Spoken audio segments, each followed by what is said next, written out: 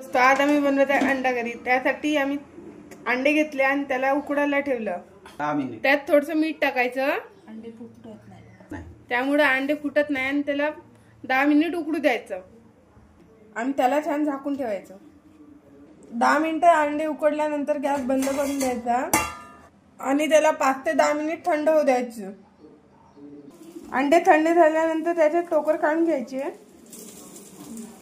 एक कांदा भाजून घ्यायचा, कांदा आणि जिरं घेऊन त्याचा पेस्ट लावून घ्यायचा। हा आपल्या कांद्याचा पेस्ट तयार आहे। भाजी बनवण्यासाठी आता तेल गरम व्हायला ठेवायचं, नंतर त्यात जिरं टाकायचं, त्यानंतर कांदा टाकायचा, त्यानंतर 1 छोटा चम्मच लसूण पेस्ट, त्यानंतर धना पावडर आणि जिरा पावडर टाकायचा। त्याला छान मिक्स करून घ्यायचं। 2 छोटा चम्मच खोबरं पेस्ट टाकायचा,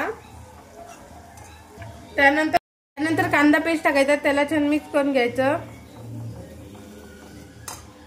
त्यानंतर अर्धा चम्मच हळद, त्याला छान मिक्स करून घ्यायचं।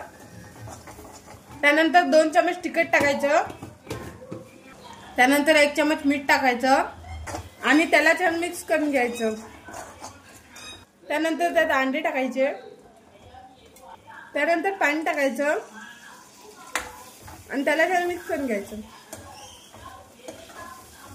त्यानंतर 10 ते 15 मिनिट त्याला छान शिजू द्यायचं। ही आपली स्वादिष्ट भाजी खाण्यासाठी तयार आहे।